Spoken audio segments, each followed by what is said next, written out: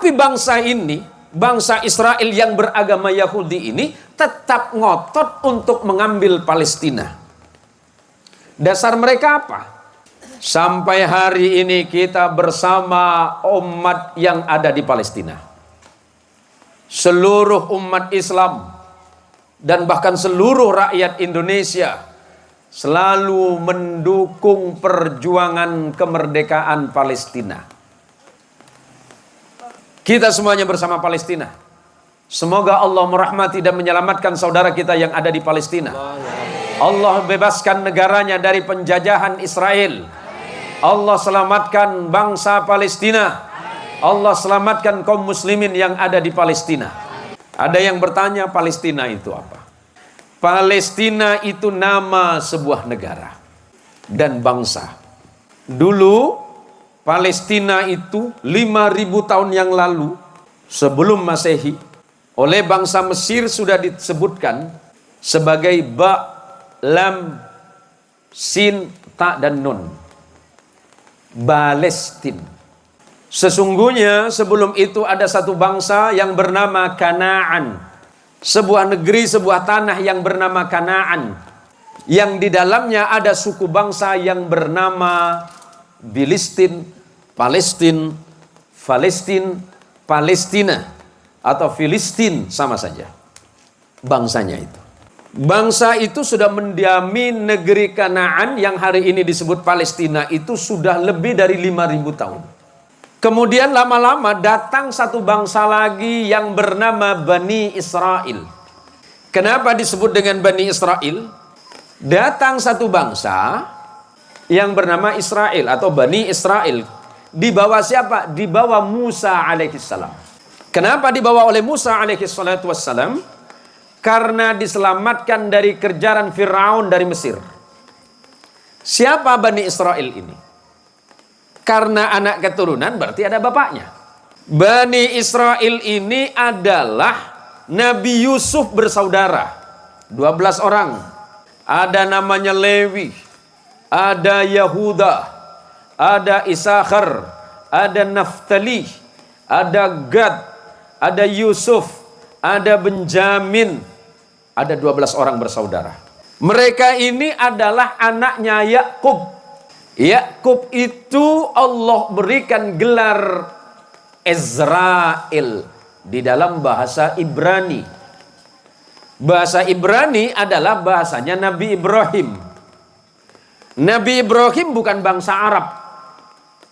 Di mana Nabi Ibrahim? Nabi Ibrahim itu berasal dari Babilonia atau Mesopotamia, hari ini yang disebut dengan Irak atau negara Irak. Nabi Yakub Allah berikan gelar Ezrail, artinya Ezra kekasih, El itu Allah atau Khalilullah, sama dengan nama datuknya yang bernama Ibrahim. Yakub punya ayah bernama Ishak. Ishak ibunya adalah Sarah, perempuan dari Mesir, dan ayahnya Ishak adalah Ibrahim alaihi salatu wassalam. Berarti Ibrahim punya putra Ishak, Ishak punya putra Yakub yang diberikan gelar Ezrail atau Israel. Ezrail ini punya anak Yusuf bersaudara yang kemudian dikenal sebagai Bani Israel. Diselamatkan oleh Nabi Musa dari kejaran Firaun. Kemudian mendiami tempat ini. Berarti Israel itu awalnya hanya gelar bagi Yakub. Dan anak keturunannya kemudian diberi nama Bani Israel atau keturunan Israel. Berkembang kemudian, kenapa hari ini kemudian mereka ngotot untuk mengambil Palestina? Padahal Palestina sebagai sebuah bangsa, sebagai suku, sebagai peradaban, sudah lebih dahulu sebelum Bani Israel menempati tempat ini. Apa agamanya Bani Israel ini? Agamanya Bani Israel itu adalah Yahudi. Diambil dari nama datuk moyang mereka, abangnya Yusuf yang bernama Yahuda. Kemudian dinisbatkan kepada Yahuda menjadi Yahudi. Keturunan Yahuda ini yang kemudian menjadi nama agama dan keyakinan yang Allah menyebutnya sebagai Yahudi. Tapi bangsa ini, bangsa Israel yang beragama Yahudi ini tetap ngotot untuk mengambil Palestina. Dasar mereka apa? Assalamualaikum warahmatullahi wabarakatuh. Ari yala celep kapi ngara ari. Ngerete. Kamu pengantin lagi. Kima saya pengantin lagi. Pengantin lagi beda. Pola la celep ke. Tak apa-apa masuk sekejap. Takut ngecas apa deh. Takut HP na lobet kok. Alhamdulillahi rabbil alamin. Alhamdulillahi wa kafa wassalatu wassalamu ala sayyidil mustafa wa ala alihi min ahli sidqi wal wafa. Nusalli wa nusallimu ala rasulillahil mustafa sayyidina wa maulana Muhammadin. Allahumma salli ala sayyidina Muhammad wa ala alihi tahirin wa ashabihi wa dhurriyyatihi ajma'in wa ba'du. Yang saya hormati dan saya muliakan para alim, para alamah, para kiai, para pimpinan pondok pesantren dan lembaga, alal akhos akhina fillah Kiai Haji Nasiruddin MSI. Semoga Allah merahmati beliau, Allah sehatkan jasmaninya, Allah terangkan hatinya, dan senantiasa Allah berikan kesehatan zahir dan batin untuk beliau.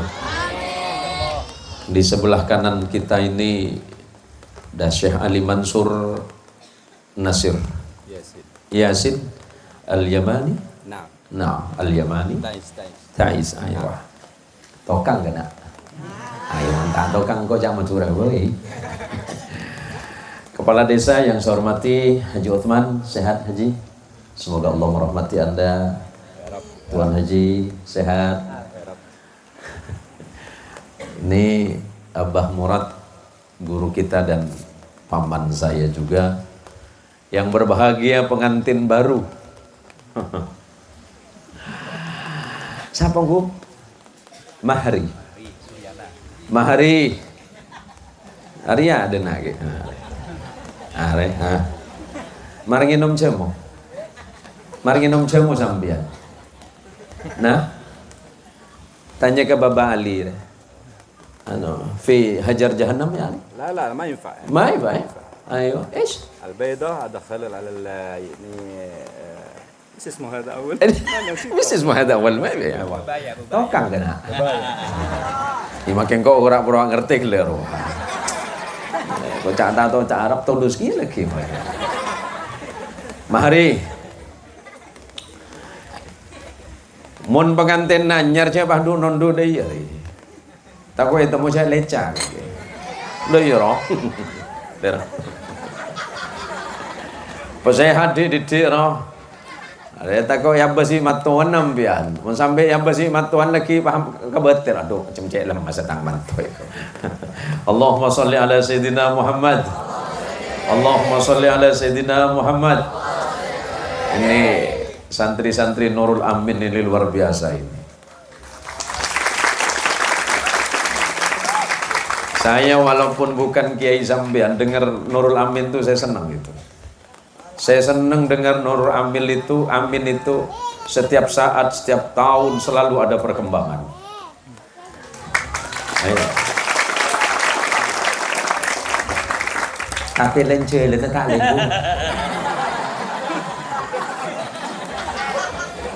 Canreng Inggris pur kilap tak lebur. واحد كيلو انا يمشي. ايوه 1 كيلو ya. Ayo 1 kilo. Ngerti kan? Kalau wahid je lah tong lah dia. Kilo ya sekilo maksudnya kan. Malam ini kita dipertemukan oleh Allah bukan tanpa maksud. Saya sepanjang perjalanan tadi sudah cerita bahwa Kiai Nasir itu insya Allah dengan keluarga pondok pesantren itu pahalanya besar. Bangun jalan itu tidak mudah. Jadi membangun pondok pesantren, membangun peradaban umat itu tidak gampang. Tidak gampang. Innallaha fi 'aunil 'abdi Maka al-'abdu fi auni akhihi. Allah itu pasti akan menolong seorang hamba selagi hamba itu masih mau menolong saudaranya yang lain. Di belakang saya ada Pak Kades. Itu masuk daerah sampean? Masuk wilayah? Marah apa sih? Ajak lecan saja. Hah? Masih proses. Oh, masih proses. Tanda tangan lagi baca. Wah. Kimale pulpen. Tapi kita berharap, punya harapan besar. Insya Allah kalau jalannya itu sudah bagus, Nurul Amin akan lebih hebat lagi. Kampung ini akan lebih baik. Saya malam ini hanya mau cerita sama Mahri. Mahri ya? Mahri sama siapa? Suryana. Mahri, walaupun saya nggak dengar, saya pengen tahu alasanmu. Kenapa engkau menikahi Suryana? Hah? Marah Mahri? Jawab atuat dari jeta Bapak. Bahwa menikahi seorang perempuan yang bernama Suryana berarti mengambil tanggung jawab dari Allah. Bukan hanya mengambil tanggung jawab dari ayahnya Suryana. Ketika engkau mengatakan atau mengqabul, qabiltu nikahaha wa tazwijaha bil mahril madhkuri halal. Pada saat itu engkau sedang berjanji kepada Allah bahwa engkau akan menjadikan Suryana itu sebagai istrimu, akan menjadikan Suryana itu sebagai tanggung jawabmu, akan kau jadikan Suryana itu sebagai wanita terbaik dalam hidupmu, yang siap mendampingimu dalam keadaan sedih dan gembira, dalam keadaan duka, dalam keadaan suka. Pun juga sebaliknya, Suryana sudah siap menjadi seorang istri dari seorang laki-laki yang ganteng, dari seorang laki-laki yang penuh tanggung jawab, bahwa engkau akan menjadi seorang istri yang baik, engkau akan menjadi seorang wanita salihah. Dalam keadaan apapun engkau dapat mendampingi Mahri. Maka kemudian malam ini tata niat kalian, bahwa menata niat dalam pernikahan itu menjadi penting. Karena modal cinta itu tidak cukup, guys. Allah namo dimah. Engkau adalah apa? Hah? Kalau hanya modal sekedar, engkau bagiku seperti matahari, seperti bulan. Seperti apa bulan? Banyak panon ada. Lah, namanya laki-laki itu ya mesti gitu, Pak. Namanya laki-laki itu kan pasti penuh dengan ucapan yang dapat menenangkan dan menuduhkan, yang dapat membuat hati dan perasaan perempuan itu berbunga-bunga. Mari kita ngerti kakek. Wah tanya denari ke babar. Ayo, yes. Al-awwal ayolah cak matur baiklah. Waktu nulis surat cinta ada malam baba. ما عندي مو هذا. Ma indi moh ada? Oh kalau pai. Ma indi moh ngerti kan? Moh mafi. Tak matu akal. Mau najiling reng bini akal elang kan.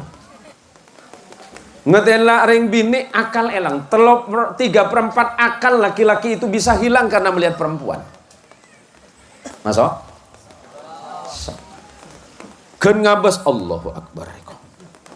Aduh kodung, biasa nak Allahu Akbar. Kan ngabas kodung wala lain.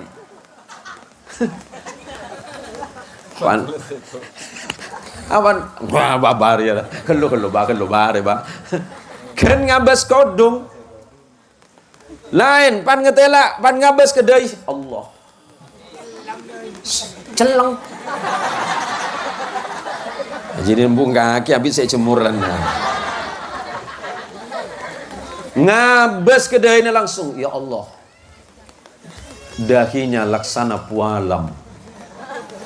Turun sedikit. Ya Allah. Alisnya seperti semut beriringan. Turun bulu matanya yang lentik. Ya Allah, seperti bulan purnama ya Allah. Ngelihat matanya, Masya Allah, seperti matahari yang sedang bersinar. Lihat turun sedikit ke hidung. Ya Allah, hidungnya minimalis ya Allah. Ya kok capek saya dalam lagi.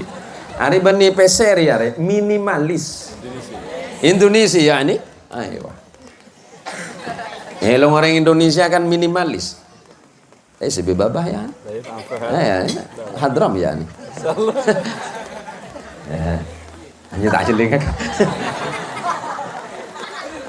Ketika laki-laki sudah melihat perempuan, muncul perasaan-perasaan yang berbeda. Maka tidak aneh kemudian jika seorang laki-laki yang masih muda belum menikah, ketika perasaannya muncul terhadap lawan jenis, maka tidak bisa dipungkiri 3/4 akal laki-laki itu akan hilang.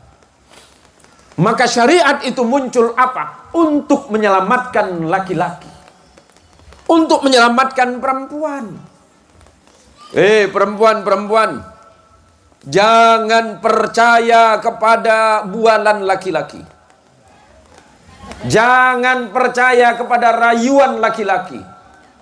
Dengerin perempuan, jangan terlena kepada rayuan laki-laki, karena perempuan adalah penipu.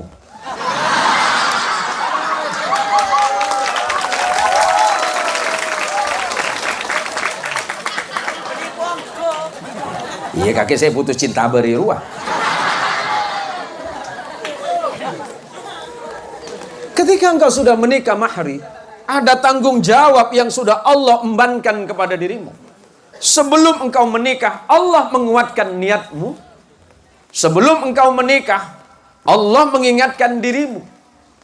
Sebelum engkau menikah, Allah memberikan peringatan untukmu bahwa menikah itu bukan persoalan biasa.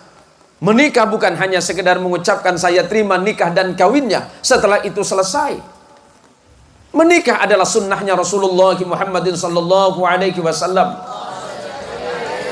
Karena sesungguhnya nikah itu kata Nabi sunanun min sunanil anbiya wal mursalin. Karena menikah itu bagian dari sunnah para nabi dan para rasul. Berarti kita harus mengikuti contoh utama kita, yakni Rasulullah Muhammadin sallallahu alaihi wasallam. Dalam pernikahan itu tidak mudah mahri. Pernikahan itu tidak gampang suryana. Yang indah itu 1 minggu. Yang indah itu 1 bulan. Masuk bulan kedua dan ketiga, cetak mulai hetel. Dua nemu di mabesere kok. Kenapa? Maka di situ fondasinya harus karena Allah. Maka modalnya apa orang menikah? Bukan cuma mahari. Bapak dan ibu kita semuanya ini, modalnya apa kata Allah?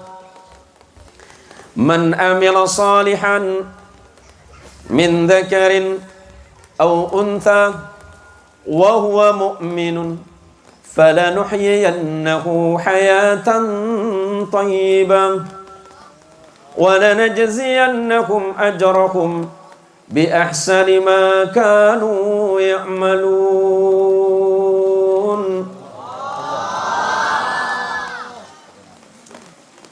Man amila salihah, siapapun yang beramal salih di jalan Allah, suami beramal salih, istri beramal salih, istri taat kepada Allah, istri taat kepada Rasulullah, suami dan istri yang taat kepada Allah dan Rasulnya, melaksanakan perintah Allah, melaksanakan perintah Rasulullah sallallahu alaihi wasallam, menjauhkan diri dari hal yang diharamkan oleh Allah dan Rasulnya. Laki-laki dan perempuan sama kata Allah. Falanuhyiyannahu hayatan thayyibah. Maka niscaya Allah akan menjadikan hidupnya itu dalam kehidupan yang baik. Sekarang Ibnu Katsir Ad-Dimsyaqi dalam tafsir Ibnu Katsir menyatakan, beliau menukil ucapan sahabat Rasul sallallahu alaihi wasallam, sahabat Abdullah bin Abbas radhiyallahu anhu wa arda, Wa fassaraha, Ibnu Abbas menafsirkan ayat ini halalan tayyibah dengan kalimat rizqun tayyibah, rizki yang baik atau rizqun halal wa tayyibah, rizki yang halal dan baik. Kalau suami bertakwa, sebelum berangkat bekerja dia tidak lupa kepada ibadah. Dalam keadaan bekerja dia tidak serta-merta kemudian lalai kepada Allah. Sibuk dalam bisnis, tidak harus membuat dirinya lalai kepada perintah Allah, yakni salat. Istri yang sibuk di rumah, menjaga rumah, menjaga harta suami, menjaga kehormatan dirinya dan suami dan anak-anaknya. Dia bertakwa kepada Allah walaupun dalam keadaan sulit. Allah jadikan kehidupannya baik. Allah turunkan rizki yang halal dan baik. Kemudian sahabat Ali bin Abi Thalib radhiyallahu anhu arda wa fassara hadhihi al-ayah. Apa kata beliau? Halalan tayyibah, hayatan tayyibah bermakna al-qanaah. Menerima pemberian Allah seperti apapun. Mau besar, mau kecil. Makhri datang pulang dari tempat kerja. Assalamualaikum. Dijawab oleh Yana. Panggil apa? Yana ya? Hah? Yayang. Iya, mon seminggu. Mon 2 minggu. Nah. Mon 2 minggu yang keberapa? Panole 3 minggu yang keberapa? Wahib bin Munabbih, sahabat Ikrimah, memaknai makna hayatan tayyibah adalah as-sa'adah, kebahagiaan. Tujuan rumah tangga itu adalah kebahagiaan. Tidak mungkin orang menikah itu tujuannya susah, Pak. Tak mungkin. Saya pindah bahasa Indonesia, dari bahasa Indonesia ke bahasa Madura. Bahasa Madura bahasa Jawa, Jawa bahasa Sunda, habis itu Ibrani, habis Ibrani Aramaik, habis Aramaik Arabi, habis Arabi Injilizi, habis itu Almania Jermani. Pada mari bah, lah cak Madura boy, kempang. Orang itu kalau sudah takwa sama Allah, sudah beramal saleh sesuai dengan perintah Allah, kehidupannya itu baik. Kehidupannya akan tenang. Pulang dari tempat kerja, mengucapkan salam kepada istri. Istri menyambutnya dengan penuh senyum kegembiraan. Waalaikumsalam. Sehat mas, sehat bang. Suami itu walaupun tidak bawa apa-apa dari tempat kerjanya, istri menyambutnya dengan senyuman. Suami itu merasa hilang capeknya, Pak. Tapi masalah, mula mahri mulai dari kenangan lakau. Dia mau boy bang, yang Suryana. Jadi narem anu ki buru dek, yang letuk di mah. Orang bini menikah mah. Orang laki atau anu situng kalimat, orang bini betul ekor mah. Saya ditanya sama anak-anak saya itu, anak-anak ponakan saya itu. Abi menikah berapa tahun? 20 tahun lebih. Apa resepnya? Kok kelihatannya adem ayem? Iya kaki tak tahu. Beni adem ayem ria. Engkau ben ummi ria, mun lakirna akceng di roh. Tule entar ke dokter Felicia engkau. Anu apa bi? Beli obat tedung atau lema are? Mulai tak ngidi ngerenger. Orang bini bini ke baba. Jawab situng. Paden mercona cina jawabnya. Cekin atanya. Aja pacelin lu baduan ke nasir na contoh alek gulen. Ya nyari contoh abah lagi gula payah macam di. Banyak sak ni karla. Tanya aki, badareng bini lebet. Ratinan ki mabi. Share. Kulaban kisah. Salah jawabnya lagi. jawab ratinan seedis sake. Jawab ratinan Arya pada salah. Iya macam ratinan seedis sami. Aja mau rek pakai. Lancung. Cek Quran surat Al-Baqarah. Para telujus le. Mau rek pakai. Kuning ngetela agak ning bening titik kok. Pating dia. Ayo mau ngetela ring bini lain kau cara tinan. Oh ya masa orang ratin ke bala coba nong. Tapi mau nih ke bala enja ratinan sampian. Tahu kan ngomong bang setia kok. Loh, are maksudnya apa? Aku tidak paham dengan dirimu.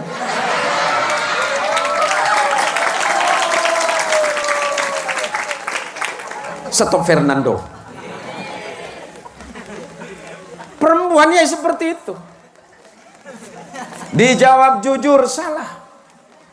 Bohong lebih salah lagi. Coba tanya Aki.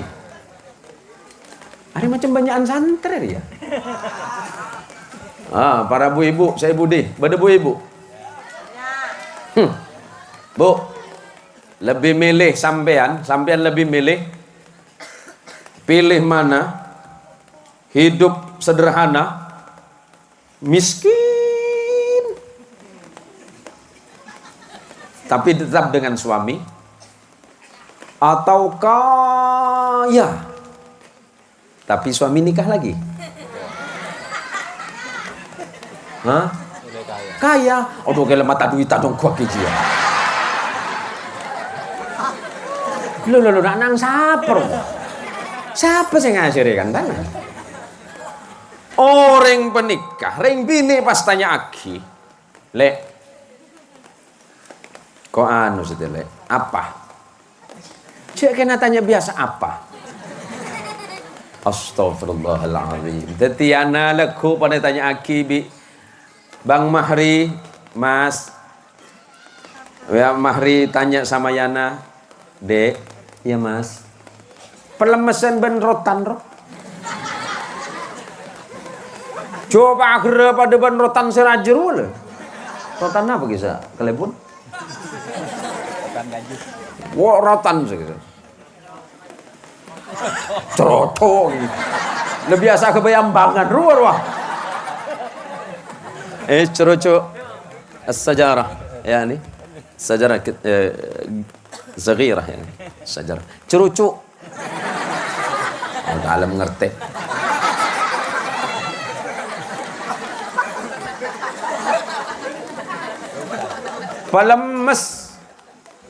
Pelemes mun kelagin aja yan. Pada ban mahri pelemes. Siapa geran belu. Lima kaki lek. Ya minta ala bener sebini. Olong ini makin lek. Arya kak kan nyaman. Keding salpa. Orang atau karan laki bini ria mahri ben yana tak oleh kolak.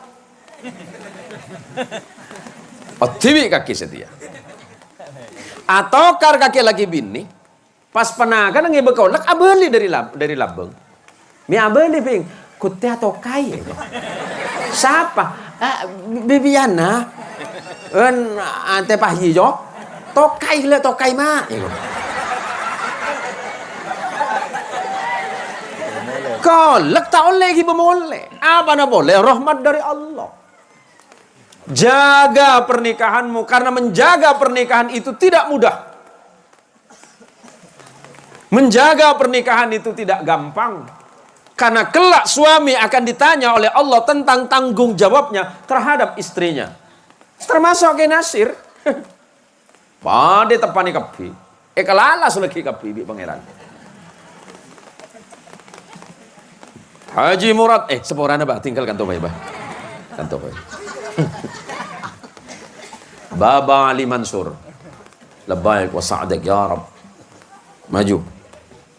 Maju Baba Ali. Berapa istrimu? Mau macam tak kerjot ke? Hah? Apa ya? Jangan ngomong-ngomong. Oh, ya, nolah. Iya sepenting uang tutup mulut semua aja ya. Mun saya sih menerima terus. Iya mun kene kalau bisa bocor ya.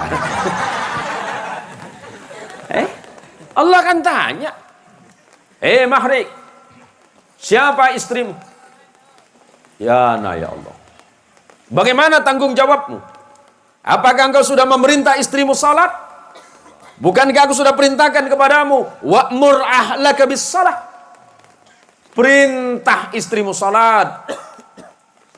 Kenapa engkau tidak memerintah istrimu? Sudah ya Allah. Apakah dia salat? Nehi. Kenapa? Banyak alasannya. Muring panik kama, mun lebab tunya panik, bisa melopak api. Faham jenengan? Dan tadi paham? Anggo tak paham lagi. Paham dan ngerti lain.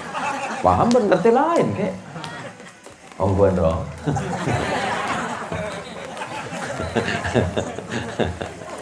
Lo semua ditanya oleh Allah. Mahri ditanya tentang istrimu. Maka kata Allah, man amila salihan min dzakarin aw untha. Orang laki, orang bini, saya beramal saleh wa huwa mu'minun, falanuhyiyannahu hayatan thayyibah wa lanajziyannahum ajrahum bi ahsani ma kanu ya'malun. Kelak di yaumil qiyamah, suami ditanya tentang istri, istri ditanya tentang tanggung jawab dalam rumah tangga terhadap suami dan keluarga. Semuanya akan ditanya tentang hidup kita. Bab apapun semuanya dicatat dengan baik oleh Allah. Tidak akan ada hal yang terlewatkan oleh Allah. Maka berhati-hatilah engkau sebagai seorang suami, sebab suami adalah orang yang pertama dipanggil oleh Allah dalam kehidupan rumah tangga. Mari niatkan pernikahanmu karena Allah.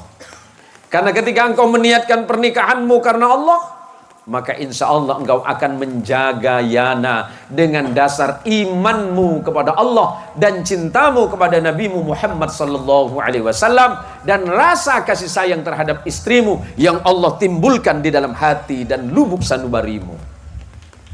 Sekarang yana, jaga kehormatan suamimu. Jaga kemuliaan suamimu. Ketika engkau bersama suamimu, kasihanilah dan sayangi suamimu dengan baik. Karena dia sudah meninggalkan ibunya, sudah meninggalkan keluarganya demi seorang perempuan yang bernama Suryana. Pun juga sebaliknya, lindungi Suryana karena dia telah meninggalkan ayahnya. Maka ambil tanggung jawab ayahnya, gantikan posisi itu, jadikan dirimu seperti ayah yang ada di samping Suryana. Suryana meninggalkan ibunya dalam kehidupan rumah tangganya demi engkau yang bernama Mahri. Maka bersikap lemah lembutlah engkau sebagaimana kelembutan seorang ibu dari Suryana. Menjadi suami itu memiliki tanggung jawab yang tidak kecil. Tanggung jawabnya besar, baik di dunia, lebih-lebih kelak ketika menghadap kepada Allah Subhanahu wa ta'ala. Maka ketika pernikahan itu dilandasi dengan nawaitu yang baik, dengan niat ibadah semata-mata karena Allah, bukan hanya sekedar melepaskan nafsu syahwat semata.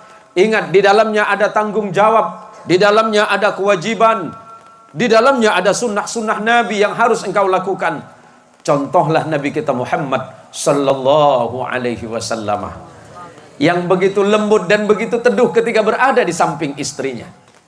Nabi tidak pernah mengangkat suaranya walaupun Nabi berhak terhadap istrinya. Pun begitu juga sebaliknya. Walaupun istri Nabi saling mencemburui di antara satu dengan yang lainnya, tetapi Nabi selalu bersikap adil dan bijaksana di antara mereka. Pada malam hari ini, apa yang saya sampaikan bukan hanya untuk Mahri dan Suryana, tetapi sesungguhnya nasihat ini untuk kita semuanya. Termasuk saya yang ngomong ini. Saya sedang diingatkan oleh Allah. Saya sedang diingatkan oleh Rasulullah Muhammad sallallahu alaihi wasallam bahwa dalam rumah tangga, dalam pernikahan itu adalah ibadah yang panjang. Jangankan memberi makan atau menyuapi suami, senyum saja kepada suami itu sudah ibadah. Belum lagi kepada amal-amal yang lain Suryana pun juga Mahri. Jangankan hal-hal yang besar, memberikan nafkah, memberikan pakaian, memberikan rumah, dan memberikan yang lain-lainnya. Memberikan hal yang paling kecil sekalipun, Allah akan memberikan pahala yang berlipat dalam rumah tanggamu. Fahri, Mahri, ingat, besok-besok setelah 1 bulan ke depan, tanya sama Maria, sama Suryana, pola lah tak ada bedaan lek kau. Pola lah tak ada sedia roh, apa roh? Bercelah tak sedia. Apa namanya itu? Roh, saya bisa udah. Iya, apa? Eyeliner. Iya, eyeliner. Mun lambe celah. Letak ngangkui celah lana, modern lana. Eyeliner. Terus sedia roh. Saya ngain. Laki wah kikir Mahri ka Maria Suryana. Mi parlamente peseto le sa untuk bedek le. Mi tak la mele sekiluan ruah boy. Ajo kapor juga eko. Ajo untuk ngecat WC ruah eko. Beni untuk bedek ruah. Mahri, bahwa yang engkau berikan berupa nafkah kepada istrimu itu bukan dihitung nafkah semata oleh Allah, tetapi Allah menghitungnya sebagai sedekah. Maka cari harta yang halal. Cari harta yang halal walaupun sedikit, yang penting barokah. Karena dengan kebarokahan Allah akan tetapkan ketenangan dalam rumah tanggamu. Walaupun banyak tapi di dalamnya ada hal yang melanggar hukum Allah, pasti di belakang hari cepat atau lambat akan menimbulkan kegelisahan dalam rumah tangga.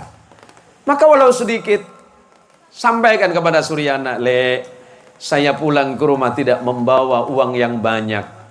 Tidak seperti tetangga yang lain yang mampu membelikanmu perhiasan yang mewah, tidak mampu menyiapkanmu rumah yang megah, tidak mampu memberikanmu fasilitas yang hebat. Tapi aku selalu bersamamu. Walaupun kehidupan kita seperti ini, percayalah, aku akan selalu berada di sampingmu. Can sebini.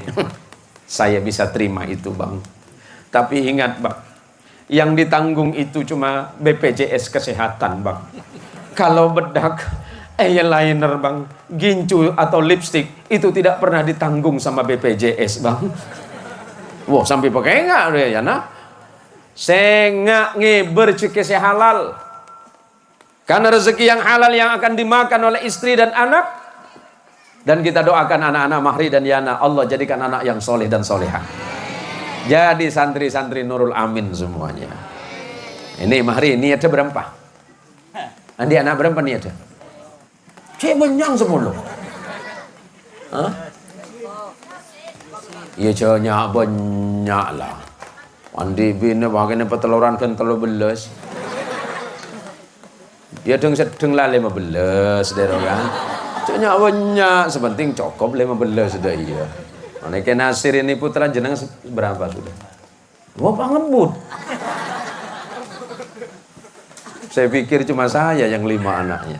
Rupanya beliau putranya sudah 5. Ini yang nomor berapa? Nomor 4. Ini walaupun masih muda, beliau ini perjuangannya luar biasa ini, Pak. Ini kalau organisasi tadi cerita itu sama asisten. Kenasir itu tadi leson naik. Padahal saya datang ke sini nih, Pak. Sudah sering kali, tapi kalau lewat di sini saya minta sapura. Mohon bisa lewat laut, Pak. Lewat di sini ini Kenasir bisa seminggu 2 kali. Bisa seminggu 2 kali, sebulan 4 kali. Aduh, ngeronyo. Dan di mana-mana organisasi beliau ada, termasuk sebenarnya sekarang beliau ini kalau di Nahdlatul Ulama sama dengan saya sebagai wakil khatib ya. Tapi beliau ini rajin, Pak. Beliau ini wakil khatib Syuriah Nahdlatul Ulama Kalimantan Barat beliau. Nah, saya juga sama dengan beliau. Beliau ini yang jauh dari kubu Padi hadir terus. Saya yang di Pontianak ku pernah datang. Sampai gue minta pecat, Pak. Sepora ada para kiai. Saya ini sama sebagai anggota Khatib Syuriah PWNU.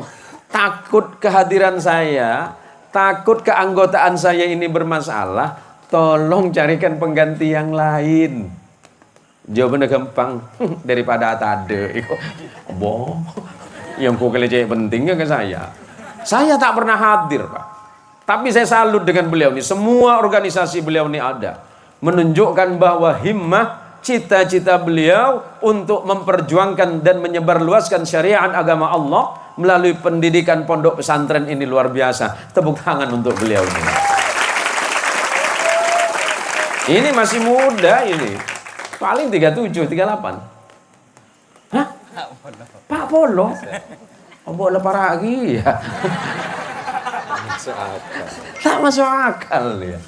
Aduh, iki ngudaan saya. Ini ke benih oban benih kayak mak. Benih. Kan musim Korea mang. Ini kak. Yes. Tiba apa?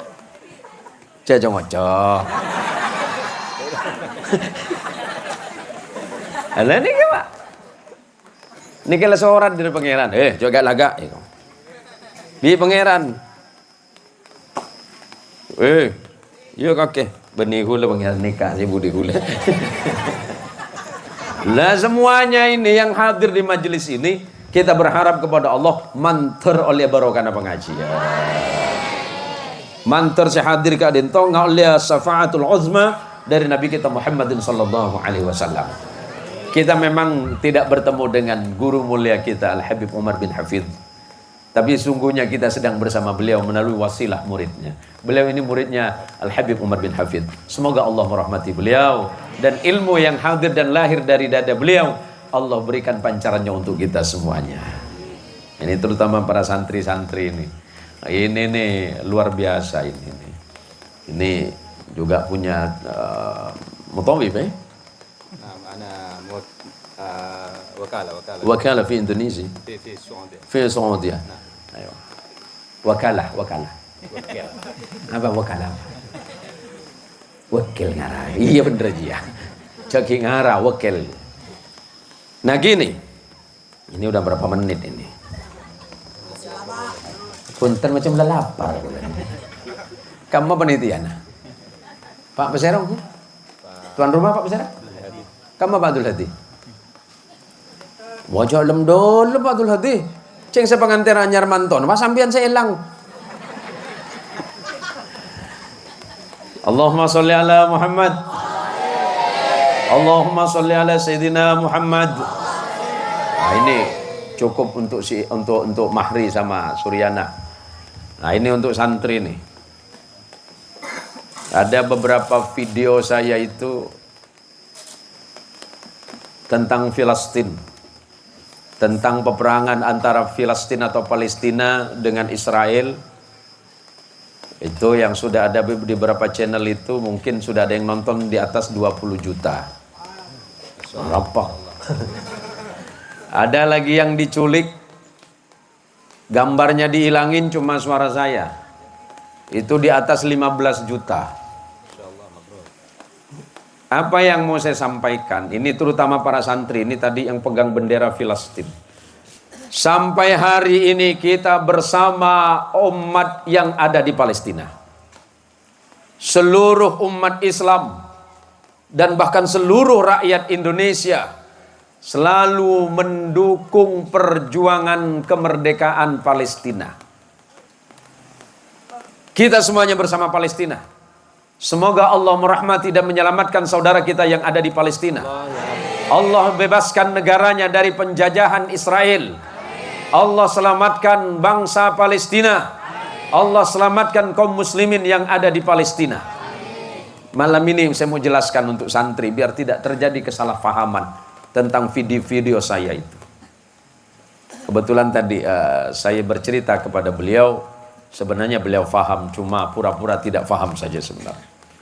Ada yang bertanya Palestina itu apa? Palestina itu nama sebuah negara dan bangsa. Dulu Palestina itu 5.000 tahun yang lalu sebelum Masehi oleh bangsa Mesir sudah disebutkan sebagai ba, lam, sin, ta dan nun. Palestina. Sesungguhnya sebelum itu ada satu bangsa yang bernama Kanaan. Orang Kanaan. Sebuah negeri, sebuah tanah yang bernama Kanaan. Yang di dalamnya ada suku bangsa yang bernama Filistin, Palestin, Palestina atau Filistin sama saja. Bangsanya itu. Bangsa itu sudah mendiami negeri Kanaan yang hari ini disebut Palestina itu sudah lebih dari 5.000 tahun. Kemudian lama-lama datang satu bangsa lagi yang bernama Bani Israel. Kenapa disebut dengan Bani Israel? Nah, ini karena santri, ini biar pengetahuan sejarahnya nambah. Sekalian kasih kuliah umum ini. Ini biasanya saya sampaikan di kuliah S2 ini. Nah, sampai tidak perlu S2, cukup S3. SD, SMP, SMA. Datang satu bangsa yang bernama Israel atau Bani Israel. Di bawah siapa? Di bawah Musa alaihissalam. Kenapa dibawa oleh Musa alaihissalam? Karena diselamatkan dari kejaran Firaun dari Mesir. Siapa Bani Israel ini? Karena anak keturunan berarti ada bapaknya.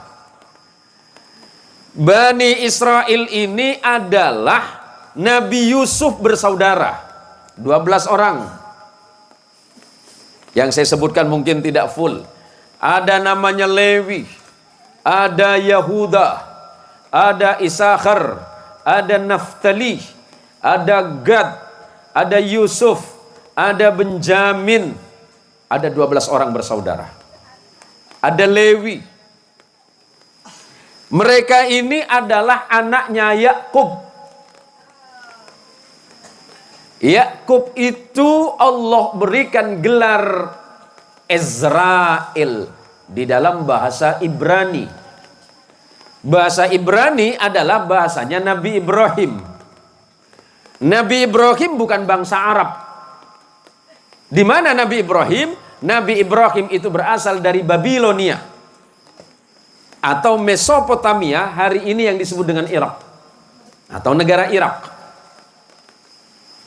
Nabi Yakub Allah berikan gelar Ezrail, artinya Ezra kekasih, El itu Allah atau Khalilullah, sama dengan nama datuknya yang bernama Ibrahim. Yakub punya ayah bernama Ishak. Yakub punya ayah bernama Ishak. Ishak ibunya adalah Sarah, perempuan dari Mesir. Dan ayahnya Ishak adalah Ibrahim alaihi salatu wassalam. Berarti Ibrahim punya putra Ishak, Ishak punya putra Yakub yang diberikan gelar Ezrail atau Israel.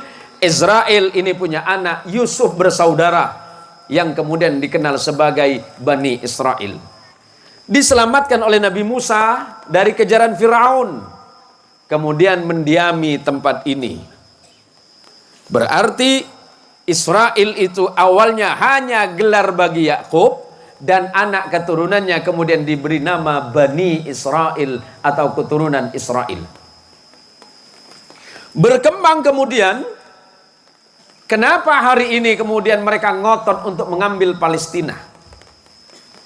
Padahal Palestina sebagai sebuah bangsa, sebagai suku, sebagai peradaban, sudah lebih dahulu sebelum Bani Israel menempati tempat ini.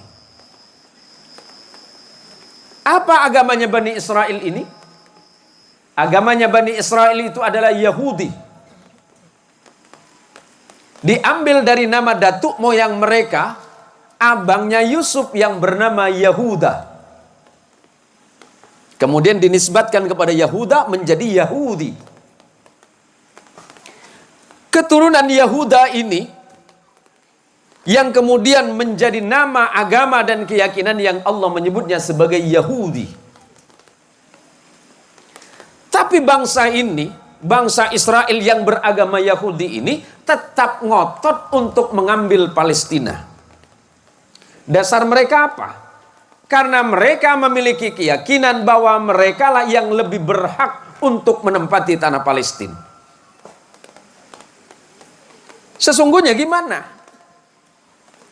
Yang namanya orang datang itu tidak berhak mengambil seluruhnya. Tetapi memang bangsa ini diajak oleh Nabi Allah Musa masuk ke tanah Palestina, yang kemudian sebelahnya, kenapa disebut Palestina dan Israel? Nanti setelah kesininya menjadi sebuah negara. Nah sekarang yang mau kita jelaskan adalah, berarti bangsa Yahudi itu sebagai suku, iya. Yahudi sebagai manusia, iya. Yahudi sebagai agama, iya. Di sebelah sananya ada Palestina. Dan di bangsa Yahudi ini, di bangsa Israel ini, ada ribuan nabi yang ada di sana. Tetapi saking kejamnya bangsa Israel, keturunan Israel, Bani Israel ini, nabinya sendiri dibunuh. Ada 400 nabi yang pernah dibunuh di tanah Israel ini. Yang paling sadis adalah pembunuhan Nabi Allah Zakaria dan putranya yang bernama Nabi Yahya. Semoga Allah melaknat mereka. Orang-orang yang pernah membunuh dengan kejam dan sadis Nabi Allah Zakaria dan Yahya alaihi salatu wassalam. Wafatnya dalam keadaan apa? Digergaji. Ada lagi namanya Nabi Daniel. Ada lagi namanya Armia. Ada lagi namanya Nabi Jurjis. Nabi Jurjis ini satu hari pernah dibunuh berapa kali, tapi hidup lagi. Tapi itulah bangsa Yahudi. Mereka bukan beriman kepada Allah, malah tambah kemurkaan, malah tambah kedahsyatan kemungkaran mereka kepada Allah. Di Bani Israel turun ribuan nabi. Dan ada 3 kitab yang Allah turunkan di sana. Taurat kepada Nabi Musa, Zabur kepada Nabi Daud, dan Injil kepada Nabi Allah Isa alaihi salatu wassalam. Tapi apakah mereka beriman kepada Allah? Enggak. Mereka selalu cenderung mencari celah untuk memutarbalikkan ayat-ayat Allah. Dikurangi, dikurangi. Yang Allah sebutkan dalam Al-Quran, yuharrifunal kalima an mawadhi'ihi. Orang Yahudi itu memang kesenangannya seperti itu. Jadi tidak aneh. Kemudian hari ini mereka bersikeras. Ada 20.000 lebih hari ini. Orang-orang Palestina, baik yang Islam, ataupun yang Nasrani, ataupun yang beragama lain, mereka tidak peduli dengan itu. Saking kejamnya bangsa Yahudi ini. Mereka tidak memperdulikan ayat-ayat Allah. Yang mereka fikirkan adalah diri mereka. Apakah orang Yahudi dulu beriman kepada Allah? Dahulunya ya. Karena mereka itu adalah agama monoteisme. Agama tauhid. Sama mengesahkan Allah. Tapi kenapa hari ini mereka berubah? Karena hawa nafsu mereka. Lantas, apa sikap kita hari ini? Pertama, karena saudara-saudara kita yang ada di Palestina mayoritas muslim. Berarti dasarnya akidah, dasarnya iman. Yang kedua, walaupun di Palestina sebagian kecil itu ada yang Nasrani, mereka adalah sama sebagai manusia seperti kita. Karena Nabi kita Muhammad SAW mengajarkan kepada kita bagaimana menghormati orang lain yang berbeda iman. Jadi santri-santri Nurul Amin yang sudah dididik, sudah digembleng dengan ilmu pengetahuan agama yang baik dan benar dan lurus, sebagaimana yang diajarkan oleh Nabi kita Muhammad SAW, kemudian turun kepada sahabat kepada tabi'in, sampai kepada ulama-ulama, sampailah kepada Kiai Nasiruddin yang hari ini meneruskan perjuangan Rasul SAW. Ingat bahwa Islam itu tetap menghormati orang lain yang berbeda iman. Persoalan akidah, lakum dinukum waliyadin. Tapi saling menghargai itu penting. Karena Nabi kita Muhammad SAW juga punya teman-teman yang ada berbeda agama dengan Nabi. Ada namanya yang di Madinah itu, yang mati dalam perang Uhud bersama Nabi, namanya Mukhayrik. Mukhayrik itu orang Yahudi. Tapi Mukhayrik ini mencintai Nabi. Tapi Nabi tidak maksa Mukhayrik masuk Islam. Nabi tidak pernah maksa Mukhayrik masuk Islam. Padahal teman baik Nabi. Bukan sahabat ya. Teman. Jadi saking baiknya Mukhayrik ini pada Nabi, begini santri. Waktu Nabi sedang berteman baik dengan Mukhayrik, apa kata Mukhayrik? Ini Muhammad, kata Mukhayrik ini, kalau kamu nggak punya uang, kamu jangan pinjam sama orang ya. Ngomong aja sama saya, kata Mukhayrik. Padahal itu Yahudi, Pak. Ada Yahudi yang baik juga, tapi sedikit. Sebanyak macam roba, kerja ya Pak. Nah, jadi kata Nabi, gimana Mukhayrik? Ya, nanti kalau kamu butuh apa-apa, ngomong saja sama saya. Gitu. Nah, ketika mati dalam perang Uhud, sebelum mati Mukhayrik bilang sama keluarganya, nanti kalau aku mati, sebagian hartaku aku hibahkan kepada Muhammad. Dia teman baikku, kata Mukhayrik. Setelah Mukhayrik ini meninggal, sebagian dari hartanya diserahkan kepada Nabi Shallallahu Alaihi Wasallam. Dan dari harta dari Mukhayrik ini yang dihibahkan ini, Nabi membangun Baitul Mal di Madinah. Ada Yahudi yang keras, Pak, yang seperti hari ini. Tapi bangsa Yahudi hari ini itu, Baba Ali, hanya tinggal 2 keturunan, 10-nya udah hilang. Yang ada hari ini hanya keturunan Yahuda dan Benjamin saja. Yang ada di tanah Israel ini. Kenapa mereka ingin mengambil tanah Palestina? Karena satu hal, kalau motif agama. Di situ ada tempat yang kita kenal sebagai Qubbatus Sakhra, yang kita kenal sebagai Al-Aqsa. Al-Aqsa Asy-Syarif.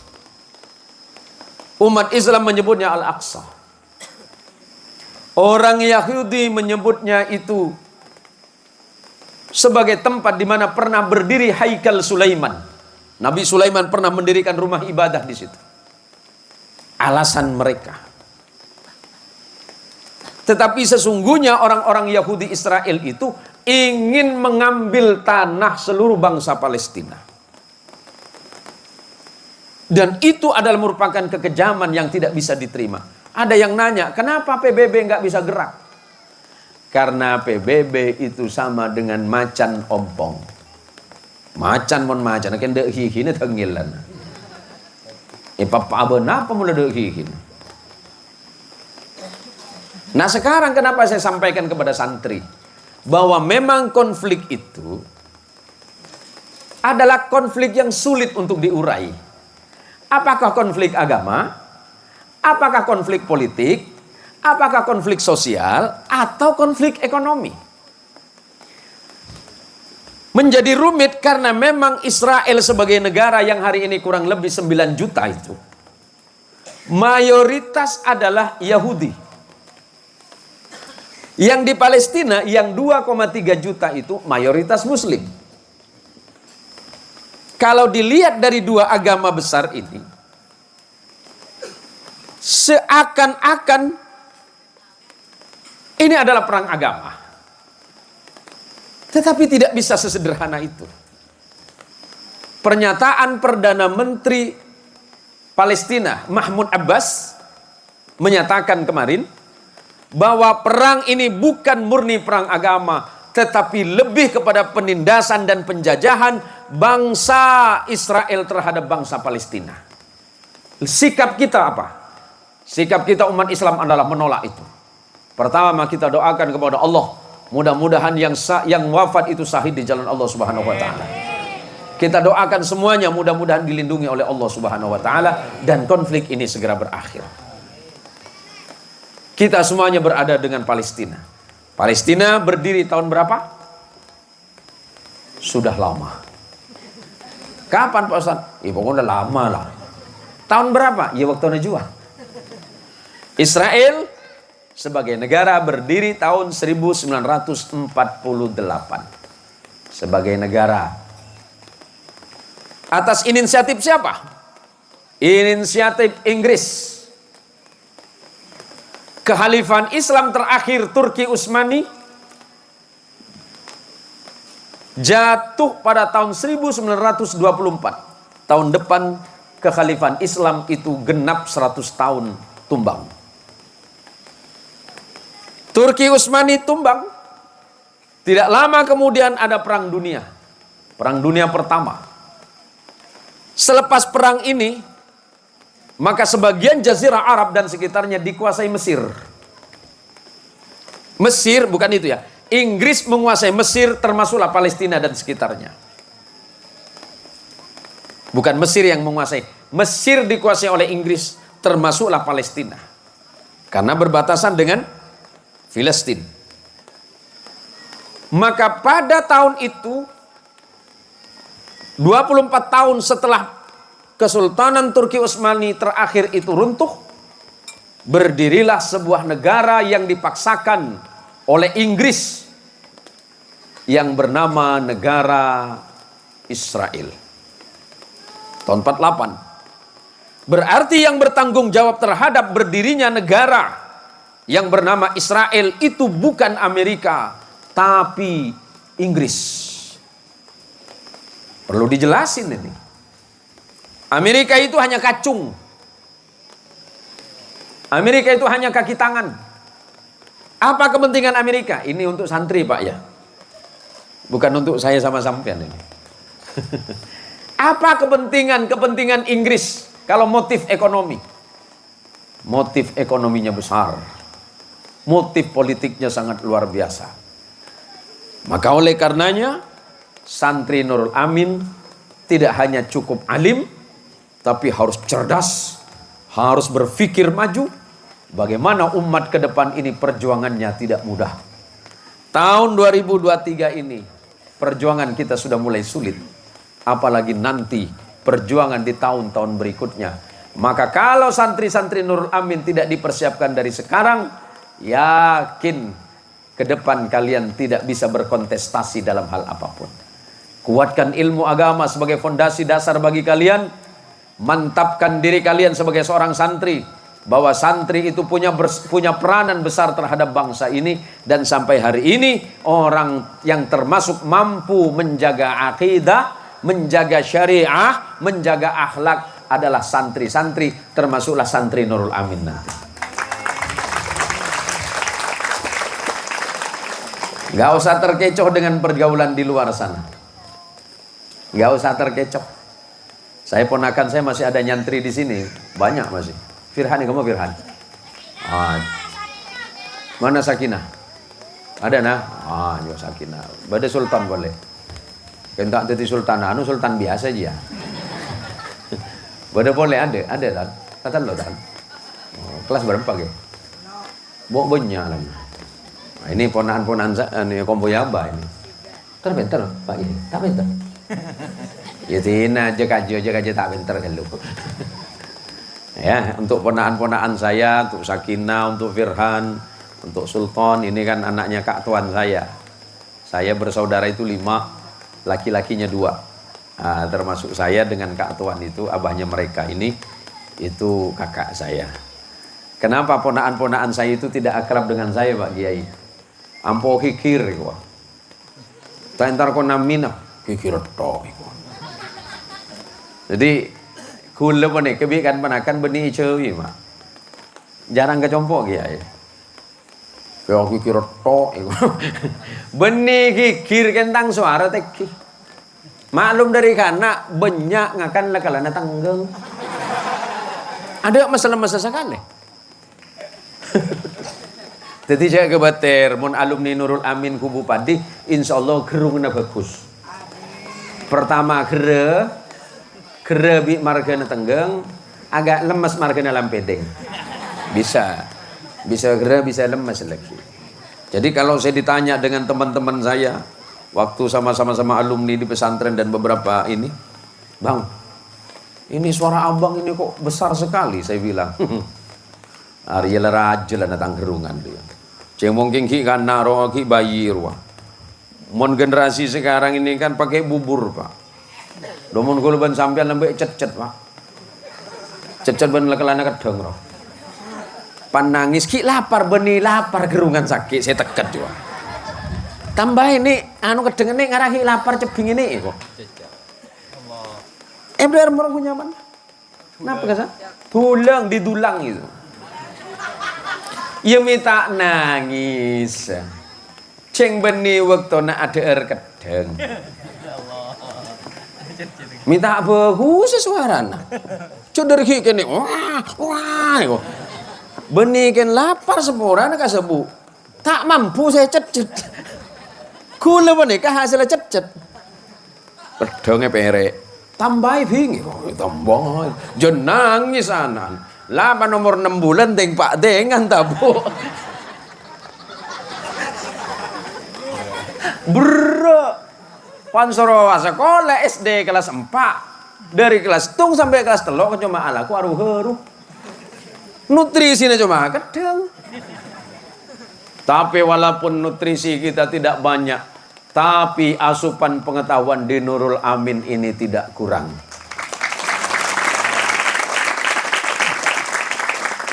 Saya kalau ditanya dengan teman-teman, iya bang ya, kok beda generasi zaman dulu? Generasi 70, generasi 80 dan 90 dengan sekarang beda. Generasi 60, 70, 80 itu makannya sederhana. Yang penting bisa makan dan bertahan hidup. Berbeda dengan generasi 90 bahkan 2000 ke atas. Vitaminnya hebat. Kenapa cara berpikirnya beda? Nalarnya kok tidak sama?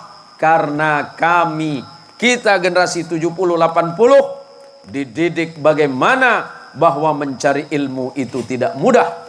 Maka kami bukan dipaksa, tapi diberikan keyakinan dan semangat. Boleh kalian lahir di kampung, yang penting otaknya tidak kampungan. Saya ini orang kampung, Pak. Lahir besar di kampung. Cuma tahun 87 saya pindah, Pak. Tobuk nang meranti. Coba na tole bungan kedong. Aduh, bungan nyior. Ya paling anggel bungan getala. Abah bilang sama saya, marah, kaki mangkat ada masati. Mangkat di Jakarta, Bogor, Jawa Timur atau Madura? Abana Firhan mangkat ke Banten. Abana Sultan. Mangkat ada maka ke Bunaba. Mangkat ke Banten. Aduh. Mun mangkat ke Banten mulai nanti didukon kaki. Saya milih ke Bogor dan Jakarta.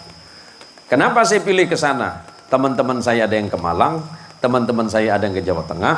Tapi kenapa saya pilih Bogor atau Jakarta? Waktu itu saya berpikir bahwa anak kampung juga berhak menjadi orang yang berpikir maju dan modern. Alhamdulillah, 3 bulan masuk pesantren modern, ujian langsung. Ujian bahasa internasional. Aduh, demarian. Ada 1000 santri yang berangkat, Pak. Pakai bus. Ada ratusan, ada puluhan bis yang berangkat. Saya dengan teman saya pada buhengah. Lihat catnya bis kan sama.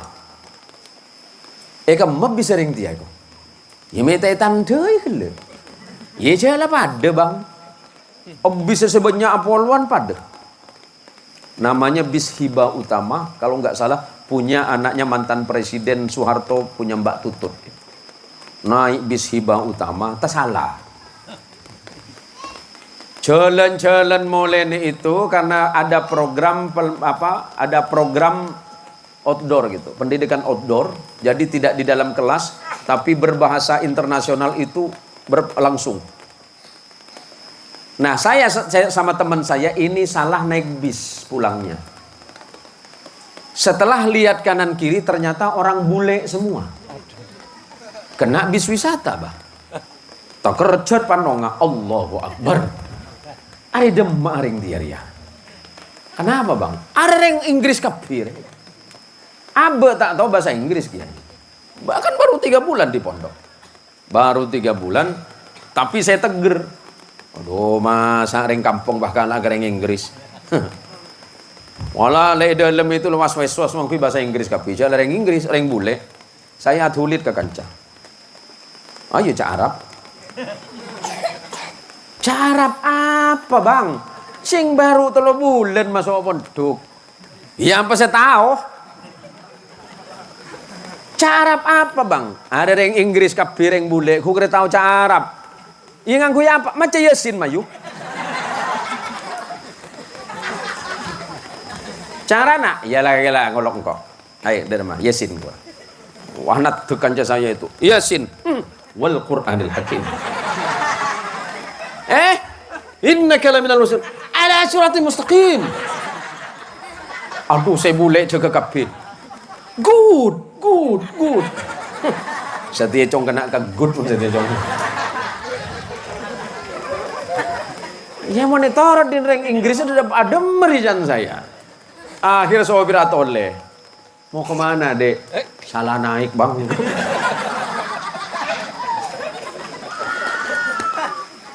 Artinya santri itu bukan hanya sekedar alim dan pintar, tapi harus cerdas. Ada santri dari Madura naik pesawat. Oh, kalau berapa malam lah dari. Ini marah apa kena? Malam ria. Bade santri dari Madura naik pesawat. Maklum saya waktu naik Madura cuma ajar kitab tok. Tidak pernah ada pelajaran umum apalagi bidang teknologi. Pan naik ke pesawat karena aroma sahabat naik dah ada, pas toju ya ada. Toju ekor sini pilot. Lo, takar Richard Pramugari. Mohon maaf mas, mas penumpang juga kan? Kan lemas bahasana. Oh iya mbak, saya penumpang. Loh, tiketnya mana? Ini sepertinya bapak salah tempat loh pak. Loh kok salah tempat? Ini kan kursi juga. Yang di belakang kursi. Bukan masalah itu mas, ini kursinya pilot. Nah pilot itu apa? Pilot tak tahu. Pilot itu yang bawa pesawat. Oh sopir. Sopir kapal terbang. Ya lengah lain udah pindah ke belakang. Lama-lama masih salah lagi. Mas mohon maaf mas, sepertinya kursi anda salah.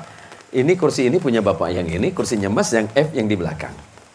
Geser sekitar 3 baris lagi dari sini. Di belakang kursi kan? Iya kursi. Ini kursi juga. Iya kursi. Ya kalau sama-sama kursi. Kan apa susahnya? Ini kursi, di belakang juga kursi. Ya bapak saja ke belakang. Wah itu orang naik oplet. Kan lo ke Madura. Pas si orang si tojo ibu deh. Wah berarti bapak Madura loh. Hebat sampean pak. Padahal saya nggak ngomong Madura. Tapi tahu kalau saya Madura. Iseng dari lo gede teh. Ya udah. Lah sama-sama ngalah. Sekitar 5 menit sebelum berangkat pesawat. Kabin pesawat kepanasan. Marah dia. Mbak sini mbak.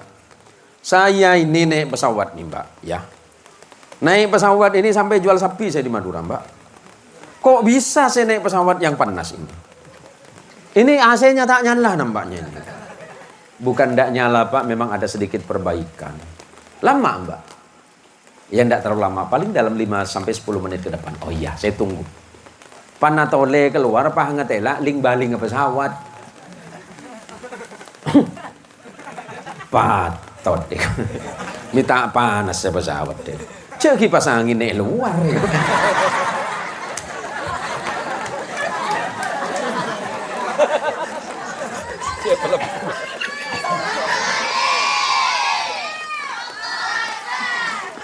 Allah. Dipanggil pramugarinya. Mbak sini mbak. Ya apa mas? Yang bikin pesawat nih siapa? Profesor Habibie pak. Oh yang pinter itu ya? Iya mas. Besok sampaikan sama Pak Habibie kalau sampean ketemu. Katanya dia ahli pesawat terbang. Tapi sepertinya dia salah. Kok bisa pak? Di mana-mana kipas angin itu dalam ruangan pak. Ini salah letak Pak Habibie itu mbak. Makanya dari tadi pesawat kita kepanasan. Jadi kalau besok ketemu Pak Habibie, ya tolong sampaikan suruh pindah ke dalam kipasnya itu. Hari ya, mencoma pinter-pinter meloloh, tapi tidak cerdas. Wawasan itu penting. Saya bangga dengan beliau. Udah bisa ada doktor? Belum. Doktornya belum. Nah, kita doakan cepat-cepat beliau jadi doktor. Ya Rab. Ya mohon beliau jadi doktor sosagi makin kok. Lagi salah kan tuan. Gila becek lah. Lah ini penting. Jadi ternyata sampai sekarang beliau dalam keadaan sulit, susah, payah, repot ngurus pesantren, ngurus organisasi, tapi masih menyempatkan diri, meluangkan waktunya untuk tetap belajar.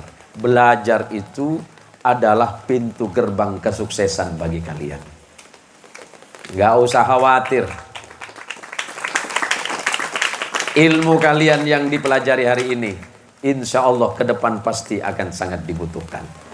Maka kita dorong bapak-bapak, para tretan, saya agak duan anak nang pondok ngereng.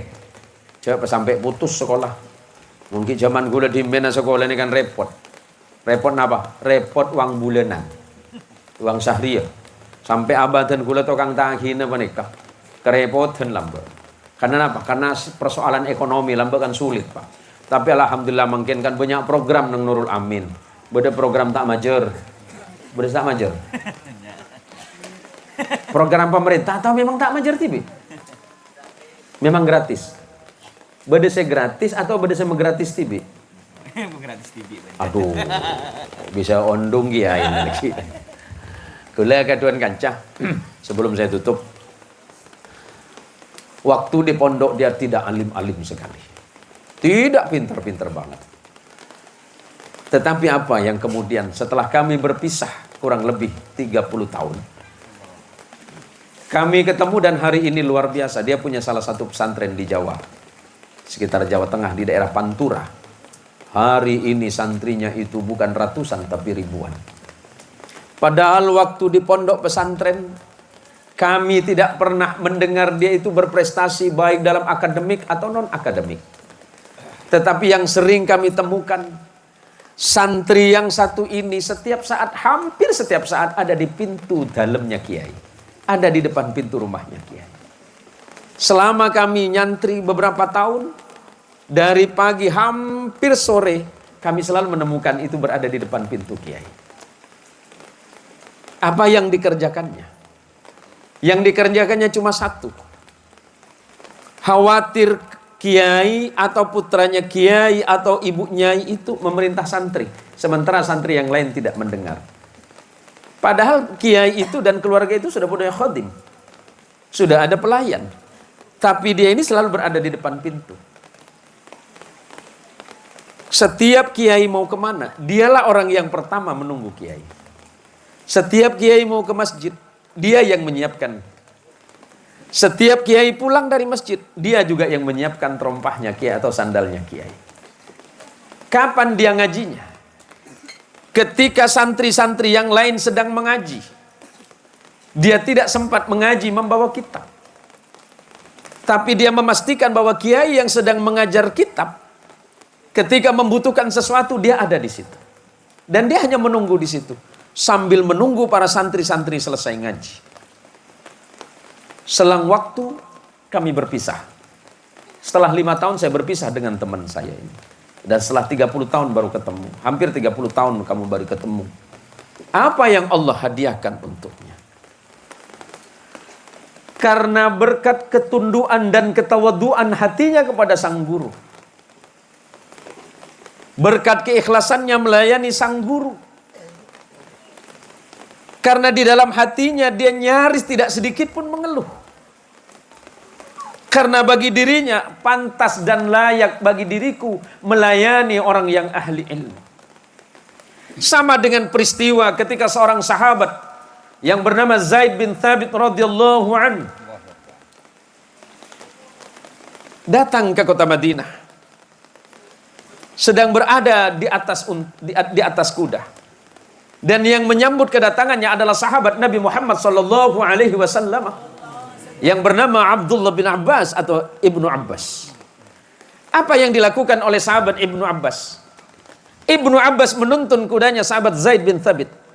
Zaid bin Thabit dikenal sebagai penulis wahyu, di mana awal-awal wahyu pertama kali diturunkan kepada Rasulullah sallallahu alaihi wasallam, sahabat Zaid bin Thabit adalah penulisnya.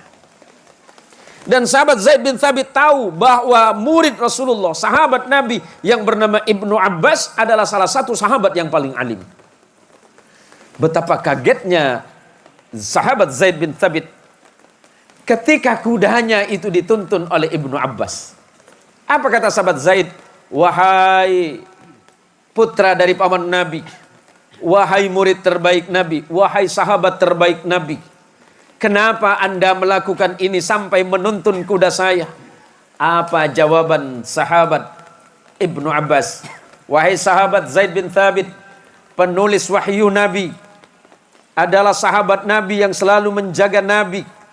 Apakah tidak pantas diriku menuntun kudamu, sementara engkau adalah salah satu sahabat yang paling alim di antara sahabat Nabi?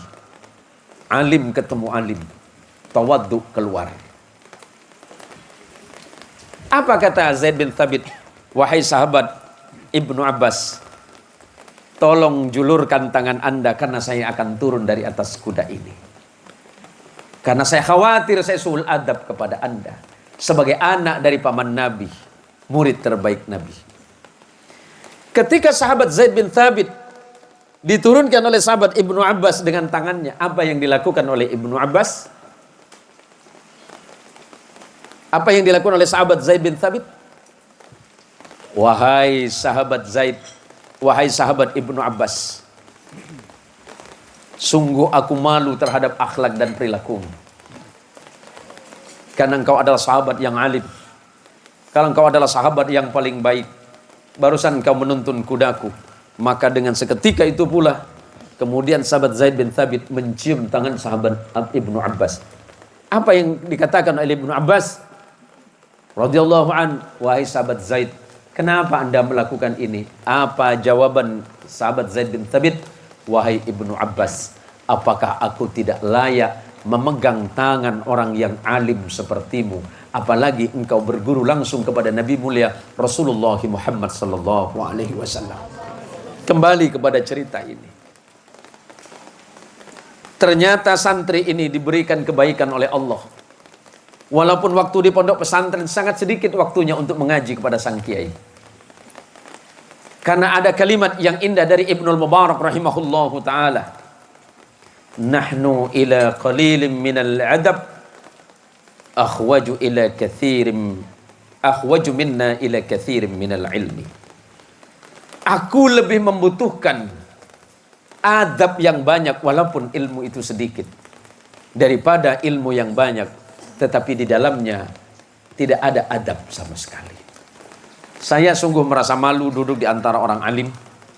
Saya sungguh merasa tidak enak hati berbicara di depan orang-orang yang baik ini.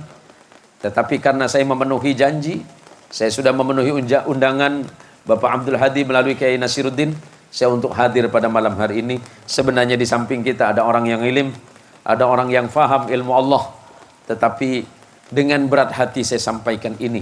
Semata-mata mudah-mudahan ini manfaat bagi kita semuanya.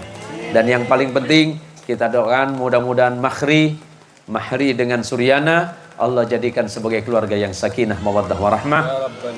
Allah jadikan kehidupannya bahagia sebagaimana kebahagiaan Rasulullah Muhammad sallallahu alaihi wasallam beserta istrinya Khadijah Al-Kubra. Kelak jika Allah memberikan karunia keturunan, semoga keturunan kalian menjadi keturunan yang solih dan solihah. Mahri, pola lamare ngapa le tuana masuk kamar ke? Laki bantanya aki bini nak. Tuana apa bang? Allahumma barik lana fima razaqtana wa qina adzabannar. Aja doa makan. Iya tahu, are doa makan malam le. Kayak Mahri ya. Aja tuan Mahri ya. Aduh kok takut ya banyak anak di bawah umur ya. Lagi bah pelanggaran nih gua. Arya lamun sini ini tetap kopi ngegelu nak ya. Iya tetap gelu karena waktu napon malam motor sekelangkong Bapak Abdul Hadi Bapak Abdul Hadi, mudah-mudahan acaranya ini barokah Pak Abdul Hadi. Walaupun ini hujan turun rintik-rintik, tapi yakin bahwa turunnya hujan ini insya Allah adalah turunnya rahmat dari Allah Subhanahu wa Ta'ala. Dan selalu saya ingatkan ke anak-anak saya bahwa rezeki yang paling halal itu adalah air hujan. Rezeki yang paling halal dan langsung dari Allah itu air hujan. Ada yang nanya, bagaimana dengan ikan di lautan? Iya, ikan di lautan kamu pancing. Pertanyaannya, pancingmu dari mana? Saya beli Pak Ustadz. Iya, uangmu dari mana? Oh iya juga ya. Tapi kan saya bekerja. Iya, pertanyaannya kamu bekerja itu sudah semuanya halal apa tidak? Iya juga ya. Jadi yang paling halal langsung dari Allah itu cuma air hujan, Pak. Jadi mau pada ocean raja langsung alonca ke halaman rumah, langsung anga. Kaki aku jangan anga Bapak Anjong. Langsung deh iya, langsung enom dari atas. Tapi mun lo berkebakaran cek langsung. Togok teman di debu lagi. Nah, itu rezeki yang paling halal dari Allah adalah air hujan. Rezeki yang penuh dengan barokah adalah air hujan. Cuma tak mampu ya Pak Ustadz. Hari lah berapa hari dia tak bisa kelakuan. Tak apa-apa. Sepenting walaupun rezekinya tidak banyak, tapi manfaatnya yang banyak. Ada orang uangnya banyak, tapi dia tidak bahagia. Ada orang yang rezekinya sedikit, dia paling bahagia. Mun kulaban sampean tandik mobil macam kenasir aman, Pak. Kenasir mereka bertemu andik mobil susah. Saya keluar bela susah loh ku. Loh aku leban sampean saya tandik mobil tenang. Lah tak kira pikiran, Pak. Andik pun cuma sepeda pancal. Elang tak kira susah. Elang sepeda nak gelem, ya gelem. Rogi sing ala. Apa? Aling yang ku ida sel pekeran tadi lagi. Oh, guan masuk akal le. Saya susah mau nandik mobil macam kenasir. Aduh. Ada le telepon di bengkel le jutai kok. Monggo leban sampean tadi mobil tenang, Pak. Mi tenang, iya kan tadi saya rosak. Ada saya bebeca. Paling cuma saya bebeca cuma atau di pemotong. Aman panika, Pak. Jadi cukup kalau sampean syukur ke Allah, mantar-mantar malam makin ke adintoh, tetia rahmat dari Allah Subhanahu wa taala. Perjalanan ibadah kita pun mudah-mudahan kelak menjadi saksi kebaikan kita di hadapan Allah Subhanahu wa taala. Bahkan pertemuan kita malam ini mudah-mudahan menjadi sarana bagi kita, musabbab bagi kita mendapatkan ridha dari Allah Subhanahu wa taala. Sama dengan Pak Kades, mudah-mudahan pemerintahan Pak Kades ini menjadi sebab datangnya ampunan dan rahmat dari Allah Subhanahu wa taala. Dan itu tidak mudah, tapi mudah-mudahan Allah yang menolong kita semuanya. Terima kasih. Nyon saporah langkong-langkong de Abah Batan Kola Abah Haji Murad, kepada Kenasir, kepada Baba Ali, kepada Pak Kades dan ayahanda mertua dari Kenasir, para jamaah, Bapak Abdul Hadi sekeluarga dan besan. Karena ini sudah malam, pengantin macam latip ketuban begele mak. Kineser takut sampai keker bulan kecen. Seporana minangkapan apa saya pada Pak Kaden tahu banyak helap banyak salah. Kebenaran itu mutlak datangnya dari Allah Subhanahu wa taala, sementara kesalahan itu murni karena ketidakmampuan saya dan ketidakfahaman saya di dalam ilmu Allah. Terima kasih hadanallahu wa iyyakum ajma'in. Wallahul muwaffiq ila aqwamit thariq. Assalamualaikum warahmatullahi wabarakatuh.